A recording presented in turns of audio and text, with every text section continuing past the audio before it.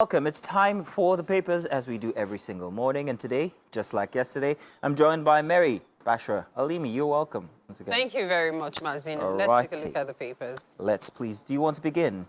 No, you go ahead. All right. Go ahead. I'm going to start from the Guardian newspaper. If you're picking that up this morning, this is what to expect. First big front and center headline. Unworthy appointment of SSAs, SAs, PAs deplete lean resources in poor states.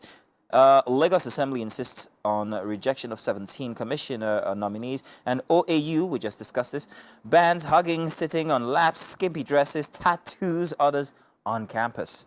Registrar indicted over unclaimed dividends as figures rise by 94% in 24 years. At the bottom of the Guardian newspaper, Tinubu gives ministers matching order to revive economy, says we must begin to sell, produce for ourselves, become self-reliant and sufficient enough. We will touch on that on other dailies. What I want to focus on, not yet Uhuru for creative industry financing. Taking a look at this headline and going back to the previous one, Tinubu asking the ministers to revive the economy. Let me bridge them together. What are we producing as Nigeria? We've always been reliant on oil. Oil is something that we're not really selling anymore, or nobody's interested in it, especially with all the theft going on and all of that. The BRICS have just adopted Argentina and other countries and left out Nigeria. So nobody's really focused on Nigeria or buying from Nigeria, it would seem. I might be wrong. However, there is something that we have that people are very interested in. In the recent past, we've had plenty of focus on our entertainment industry. We've seen people love Nigerian, Nollywood as a whole, Nigerian music and all of that. So how about we sell that is my question. So, contrary to what you said, I've always believed Nigeria has actually been selling a lot. More and more Nigerians are exporting. The question is, are they exporting? Not just entertainment. Okay, are they exporting with government support? I think that's where there's a lack. Yes. Because that would also increase the volume of exportation as well and encourage people to still do more. People are exporting a lot of things. I was even stunned to hear that there are certain things that we have locally that people even export to neighboring countries as well. But because they do it in small numbers, quantities and all without support, it seems almost irrelevant. Nigeria has a lot to export. We have a lot to give. The question is, are those things being explored? Just as you said for the creative industry. The creative industry is even being exported. We see how big Afrobeat is. See. Yeah. The thing is, concerts are being had outside the country, big concerts. So I believe what the government has to do is to be more involved. That's it. Okay, so from the Guardian newspaper, let's take a look at the Punch newspaper. Now, the Punch newspaper has this: Federal Executive Council unfolds 3-year economic revival plan. Tinubu warns ministers to achieve first phase of Tinubu's 8-point agenda within 3 years. Tinubu inherited bad economy, youth employment unacceptable. That's coming from minister. Down here, we see Abiodun diverted Ogunlji's allocations. 10.8 billion naira bailouts, council boss alleges. Tenants bite off neighbor's ear over electricity bill. Oh, dear. NLC, FMBN clash over 238 billion naira National Housing Fund. Up here, we see extractive firms underpaid $10 billion in taxes, royalties. NEITI says that. NIBS kicks as ex-statistician general Ford's new employment data. And finally, Cameroon dam flood to hit states in 7 days.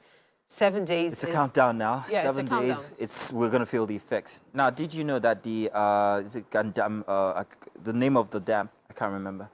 It was built in the 80s. It was built to help with irrigation and also produce electricity. Now, this is the 80s we're talking about. I do not think that we have not been feeling the effect. Like yesterday, I told that this is something that's happened every single year, sometimes even perennially. Now, I asked how much of an effort has Nigeria put into building or doing something that would actually help our situation. It doesn't, it would seem it's not just enough to say, oh, alert, you might have flooding in so-and-so village, let's build IDP camps and all. There's an economy around all of that, which is very unfortunate. Because if you put all of that resources into perhaps maybe tackling the issue from years ago, well, if we haven't done it since then, how about now? There has still been no effort or no word on how to tackle it exponentially. And it's really very unfortunate. It's really quite unfortunate. All right, so now we have to move on to the Daily Sun. I've got that one. Big headline here: Tinubu reads riot act to ministers. I'll not spare incompetent officials. Vows president. Nigeria grinding to halt on the U, says the PDP. He only just got there. FG evacuates 298 Nigerian irregular migrants freed from Libyan detention. At the bottom of the Daily Sun, FG prunes list of delegation to UNGA, orders non-inclusion of officials without role. At the side, you'd find Obaseki-Shuaibu feud get messier. Deputy Governor, oh, my eyes are failing. Deputy Governor's media team disbanded. And Lagdo Dam will mitigate flood, says Environmental Minister. How, however, is the question. Goes on to say no cause for alarm, says NEMA. Edo State issues warning, alerts to residents in lowlands.